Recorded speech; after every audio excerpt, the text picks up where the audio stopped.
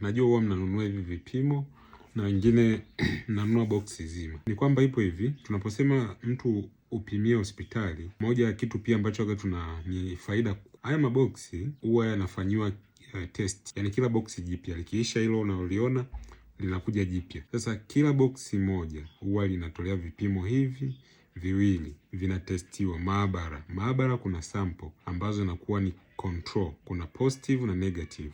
Yaani kuna yenye virusi na ambayo haina virusi. Kwa ukichukua hizo testi mbili, una testi yenye virusi na ambayo haina, kwenye hizo testi mbili tofauti. Kwa hiyo ikileta majibu sawa sawa, yaani yenye positive ikasoma positive, yenye negative ikasoma negative, tunasema hilo boksi zima, package ni nzima. Maana yake umechukua randomly, sawa, ni nzima. Sasa zile ambazo mnazozichukua mnanunua zinakuwa zipo sealed, hazijafanywa kitu inaitwa quality control, ambayo inafanywa kwa kila box. Najua utasema kwani huko vilivyotoka vipimwe? Vinapimwa, lakini inaweza katokea, unaelewa, inaweza katokea hizi vitu vimechanganya na vitu kama hivyo, kwa lazima. Kwa hiyo ni lazima tufanye test.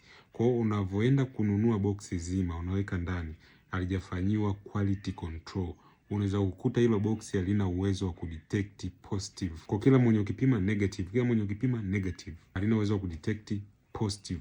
Kwa unampima mtu mwa positive, inakwambia negative, kinakuwa tayari kimeshakulamba. Kwa ni vizuri sana kupima hospitali, au kama una box hakikisha limefanyiwa quality control.